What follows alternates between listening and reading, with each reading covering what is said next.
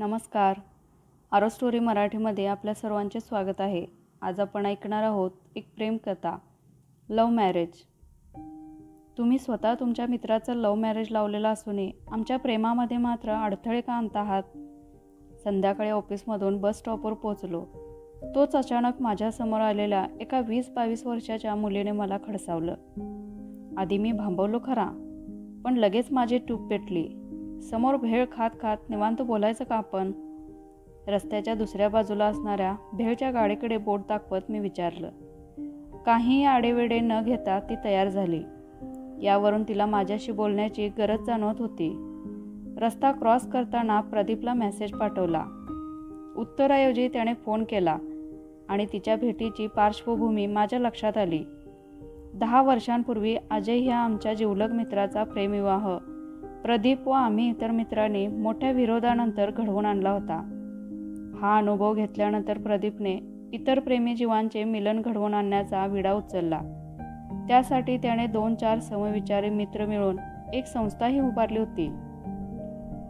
कुणाला प्रेमविवाह करायचा आहे याचा शोध घेऊन ही संस्था त्या प्रेमी जोडप्याला कायदेशीर, आर्थिक आणि गरज पडली तर दंडभुजा थोपाटून मदत करायची. मात्र त्याच्या संस्थेला जमेल तेवढी आर्थिक मदत करण्यापलीकडे मी त्या भानगडीमध्ये कधीच इंटरेस्ट घेतला नाही. तो मात्र नवीन जीवांचे संसार उभे करण्यापासून संसाराच्या झळा बसायला लागल्यावर त्यांच्या सुरू होणाऱ्या कुरबुरी सोडवण्यापर्यंत सगळे उद्योग करायचा. नंतर प्रेमविवाह करण्यास इच्छुक जोडपी कमी यायला लागली आणि त्याची संस्था म्हणजे तो एकटाच, बाकी सभासद कॉलेजनंतर आपापल्या उद्योगांना लागले होते. आधी प्रेमविवाह केलेल्या जोडप्यांच्या एकमेकांत होणाऱ्या वादविवादातच अडकून पडली. शेवटी काही प्रकरणं डिवोर्सपर्यंत जाऊन पोचली. पण प्रदीप खरा कोलमडला तो प्रेमविवाहानंतर 2 वर्षांनी एका मुलीने केलेल्या आत्महत्येनंतर. तो प्रेमविवाह त्यानेच घडवून आणला होता. भयंकर मनस्तापात त्याने आपली संस्था कायमची बंद केली. त्या गोष्टीलाही आता 4 वर्ष झाली. तर अशा ह्या प्रदीपच्या बायकोचा रवी हा सक्का भाऊ आणि रवी नावाच्या त्या प्रेमात अखंड बुडालेल्या प्रेमपाखराची ABCD नावाची ही प्रियसी. आपली पाणीपुरी भराभरा संपवल्यानंतर माझी पाणीपुरी संपायची डोळे वाटारून वाट पाहत होती. मी ABCD. शेवटी तिचा संयम संपलाच. माहिती आहे मला. खाणार काय? मी आधीची पाणीपुरी घशाखाली लोटून दुसरी कोंबण्याआधी विचारलं. अहो काका, मी काय म्हणतेय, तुम्हाला फक्त खायचीच पडली आहे का? ABCD अजूनच रागावली. लग्नानंतर खाणार काय ते विचारलं मी. रवी सोबत लग्न करायचं आहे ना तुला? समज झालं. पुढे काय? मी एवढं बोलेपर्यंत पाणीपुरी माझ्या हातातच फुटली. तुम्हाला काय त्याचं? आमचं आम्ही बघून घेऊ, ती आड्यातखोरपणे म्हणाली. तुझी कोण काळजी करते ते? मला फक्त रवीची पडली आहे. तो काही कामधंदा करत नाही. शिक्षणाच्या नावाने बोंबाच मारणार असं दिसते. तू नोकरी करून त्याला सांभाळणार आहेस का लग्नानंतर? मी पुढच्या प्लेटची ऑर्डर दिली. का? तो वडिलांना मदत करतो की दुकान सांभाळायला. व्यवहार ज्ञान आहे त्याला. चांगला इन्कमसुद्धा आहे त्यांच्या होलसेल स्टेशनरी शॉपचा. तिचा आवाज आता थोडा नॉर्मल झाला होता. त्याच्या बापाचं दुकान. वेडी आहेस का तू? मी चांगला ओळखतो माझ्या मित्राच्या सासऱ्याला. अजून त्यांच्यापर्यंत तुमचं प्रकरण पोचलं नाही म्हणून ठीक आहे. जेव्हा माहिती पडेल ना, त्याच्या पुढच्या क्षणी लाथ मारून घराबाहेर काढतील ते रवीला. रवी हा एकुलता एक मुलगा असला तरी त्या म्हाताऱ्याची विचारसरणी ठाम आहे. तेव्हा रवी हा तुला रस्त्यावर सापडलेला अनाथ प्रियकर आहे असं समजून पुढचा विचार कर. माझी प्लेट आली होती आणि माझा बॉम्ब पण जबरदस्त होता. त्यामुळे अख्खी प्लेट संपेपर्यंत ABCDने मला डिस्टर्ब केलं नाही. का? काय झालं? मी आंबट तिखट ढेकर देत विचारलं. का? काहीच नाही. पण म्हणून काय झालं? तो दुसरं करेल की काहीतरी काम. पण आम्ही लग्न करणारच आहोत. आमचं खूप प्रेम आहे एकमेकांवर. ती आता थोडीशी चाचरली होती. प्रेमाबद्दल कोण शंका घेते इथे? मी फक्त खाण्याबद्दल बोलतोय. चल आईस्क्रीम खाऊ. मी बाजूच्या गाडीकडे मोर्चा वळवला. तर रवी हा 4 मोठ्या बहिणीनंतरचा नवसाने झालेला लाडोबा आहे. स्वतःच्या बापाच्या दुकानात आरामशीर गल्ल्यावर बसण्यापलीकडे त्याला कामाची फारशी सवय नाही. तुम्ही दोघं एकाच कॉलेजला असल्याने त्याचा अभ्यासात खरंच किती लक्ष आहे आणि त्याला डिग्री मिळून नेमकी काय लायकीची नोकरी लागेल हे तुला आमच्यापेक्षा जास्त चांगलं माहिती असणार. म्हणून विचारतोय, खाणार काय आणि ते कमावून नेमकं कोण आणणार? तू काय तुझ्या बापाला 5-50 लाखांचा चुना लावून रवीला एखादं दुकान थाटून देणार आहेस का? तुझ्या घरची परिस्थिती मला माहीत नाही, पण तसं असेल तर उत्तम. तू बिंदास त्याच्याशी लग्न करू शकतेस. हवं तर सह्या करायला मी येतो. कपामध्ये पाघळणाऱ्या आईस्क्रीमकडे माझं लक्ष गेलं. तुम्ही उगाच घाबरवताय मला. आमचे लग्न होऊ नये असंच वाटते ना तुम्हाला? पण मी खंबीर आहे. मला आता नोकरी लागू शकते. रवीसुद्धा करेलच काहीतरी कामधंदा. प्रेम सगळं शिकवतं माणसाला. त्याच्या वडिलांनी काढलं तर काढू देत त्याला घराबाहेर. असं म्हणत तिने आईस्क्रीमचा रिकामा कप डस्टबिनमध्ये फेकला. आता पर्यायच नव्हता. आईस्क्रीमचे पैसे देऊन मी चिल्लर खिशात घातली व आम्ही पुन्हा बसस्टॉपकडे निघालो. रवी 4 दिवसांपासून कॉलेजला का आला नाही माहिती नसेलच ना तुला? मी विचारलं. नाही, पण त्यांच्या घरी नक्की काहीतरी प्रॉब्लेम झाला असणार हे त्याचा फोन कंटिन्युअस बंद यायला लागला तेव्हा मला कळून चुकलं. म्हणून तर मी सरळ प्रदीपजींच्या ऑफिसमध्ये जाऊन धडकले. त्यांनी मला रवीबद्दल काहीही सांगायला नकार देऊन तुमच्या मैत्रीचे संदर्भ दिले फक्त. त्यामुळेच मला कळालं की तुम्हीही एकेकाळी तुमच्या मित्राचं लव्ह मॅरेज लावलेलं आहे. तुम्ही हो म्हणालात तर ते सुद्धा आमच्या लग्नाला परवानगी देतील म्हणे. जसं काही आम्ही तुमच्यावरच अवलंबून आहोत. ABCDच्या माझ्यावरच्या रागाचं खरं कारण आता मला कळालं. प्रदीपने जरा जास्तच दीडशहाणेपणा करून ठेवलेला दिसत होता. बरं, आता लक्ष देऊन ऐक. एक मुलगी म्हणून मला फक्त तुझीच काळजी वाटते हे समजून घे. 4 दिवसांपूर्वी वडील गावाला गेलेत हे पाहून रवीने त्याच्या आईला तुझ्याबद्दल सांगितलं. त्याला वाटलं लहानपणापासून आपले सगळे लाड पूर्ण होत आलेत. हा सुद्धा पूर्ण होईल. त्याच्या आईने लेक जावायला बोलावून घेतलं. प्रदीपच्या बायकोने रवीचे चांगलेच कान उपटले. तेव्हापासून तो तुम्ही म्हणाल तसंच वागेन मी, फक्त ABCDला समजावून सांगा असं म्हणतोय. तुला भेटायची त्यांच्या घरात कुणाचीच इच्छा नसल्याने शेवटी हे काम माझ्यावर सोपवण्यात आलं. तू प्रदीपच्या ऑफिसवर जाऊन धडकले नसतेस तरी येत्या शनिवारी मी तुला शोधत येणारच होतो. तुला भेटण्याआधी रवीचं नेमकं म्हणणं तरी काय हे जाणून घेण्यासाठी मी त्याच्याकडे गेलो. तिथली परिस्थिती तापलेली आहे. रवीचा मोबाईल त्याच्या बहिणीने काढून घेतलाय आणि त्याला घराबाहेर पडण्यास मनाई आहे. घरच्यांकडून अशा प्रतिसादाची अपेक्षा नसल्याने रवी एकदम ढेपाळून गेलाय. रागावू नकोस, पण मी सुद्धा भरपूर झापलंय त्याला आणि एकच ऑफर दिली. त्याने ती स्वीकारली असती तर मनापासून सांगतो मी स्वतःच तुमचं लग्न लावून दिलं असतं, मी म्हणालो. ऑफर काय होती? ABCDने विचारलं. तुझ्याशी लग्न करायचं असेल तर आत्ताच्या आत्ता स्वतःच्या हिमतीवर घराबाहेर पड असं मी त्याला सांगितलं. मग काय म्हणाला तो? बिचारीचा जीव टांगणीला लागला होता. काहीच नाही. तो फक्त क्षुब्ध नजरेने आड्याकडे पाहत बसला. तुला प्रामाणिकपणे सांगतो, माझं जीवापाड प्रेम आहे त्या मुलीवर. मी लग्न करेन तर तिच्याशीच.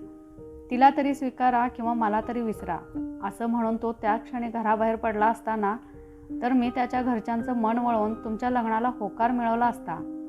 पण त्याच्या लटपटणाऱ्या पायांमध्येही बळ नव्हतं ना त्याच्या अडखळणाऱ्या जिभेमध्ये.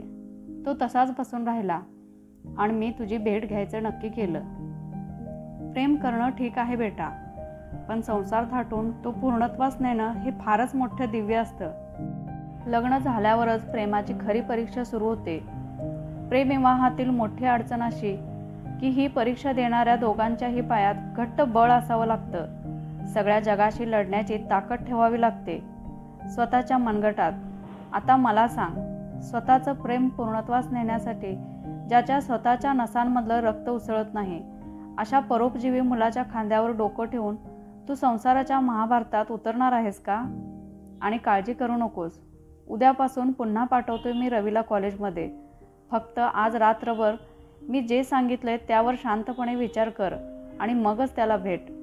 महत्त्वाची सूचना, आपली भेट झाली आहे हे कळू न देता त्याला नेमकं काय म्हणायचं आहे ते समजून घे.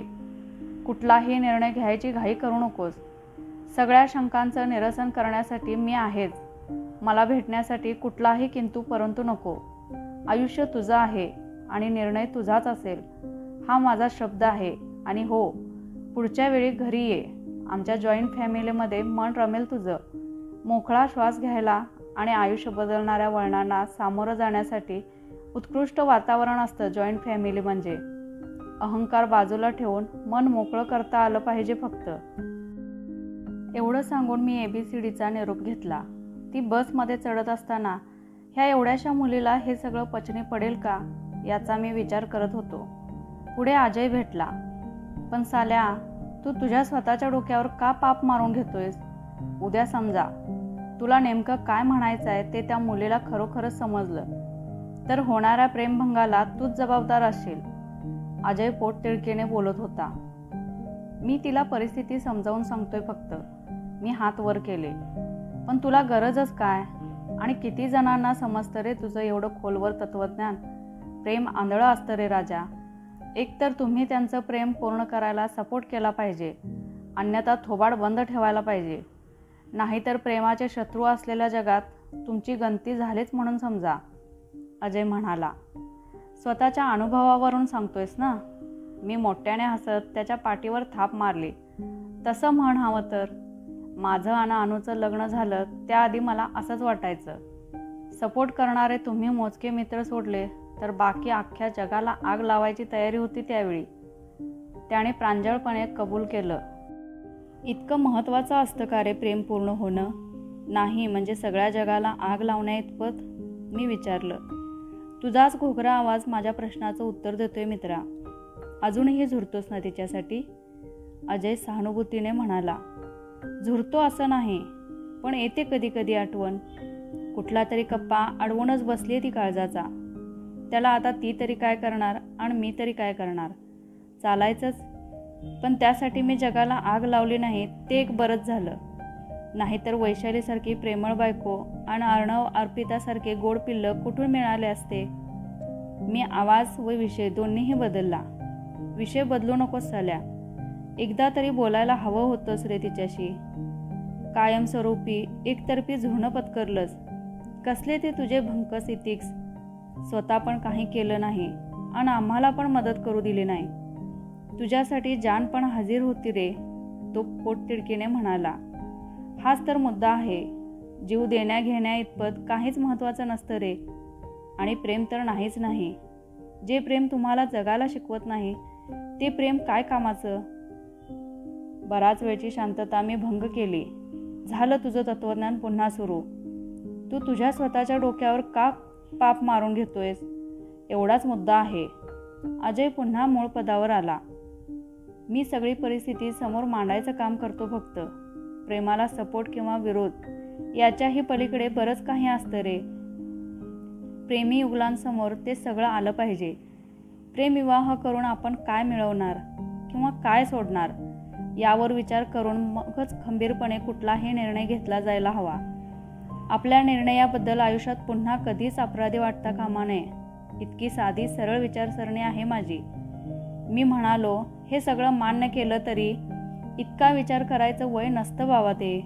प्रेम करायच्या वयात या सगळ्याचा विचार करणारा अख्ख्या पृथ्वी तलावर तूच एकटा नमुना असशील. अजय मोठ्याने हसला. नाही रे मित्रा, आणखीही आहेत. तुझ्या बायकोने प्रेमात आंधळ होऊन नाही लग्न केलं तुझ्याशी. तुमच्या प्रेमविवाहाला सपोर्ट करण्याआधी मी सविस्तर बोललो होतो अनुशी. त्यानंतरही तिने तुझ्याशी लग्न केलं. याचा अर्थ ती सुद्धा एक मोठाच नमुना आहे. आता हसायची माझी पाळी होती आणि अजयचे डोळे खोबणीतून बाहेर पडण्याइतपत आश्चर्याने मोठे झाले होते. अनु, म्हणजे तू अणूला तुझी सगळी बकवास आमच्या लग्नाआधीच ऐकवली होतीस? साल्या, माझं लग्न मोडलं असतं म्हणजे. त्याने माझ्या पाठीवर थाप मारत नवीन माहिती खेळीमेळीने घेतली. तुझं नाही मोडलं, पण दुसरे बरेच प्रेमविवाह नाही होऊ शकले माझ्या बोलण्याचा विचार केल्यानंतर. एवढं मात्र खरं, मी कबुली दिली. नाहीच होणार ना. संन्यास घेतला असेल सर्वांनी तुझं प्रवचन ऐकल्यावर. आज कळालं मला अणू लग्न झाल्यापासून एवढे संत कशी झाले ते. अजय गमतीने म्हणाला आणि आम्ही निरोप घेतला. कशी वाटली आजची कथा? कथा आवडली असेल तर लाईक आणि शेअर करायला विसरू नका आणि कमेंट करून देखील सांगा. आणि चॅनेलवर नवीन असाल तर चॅनेलला सबस्क्राईब करा. धन्यवाद.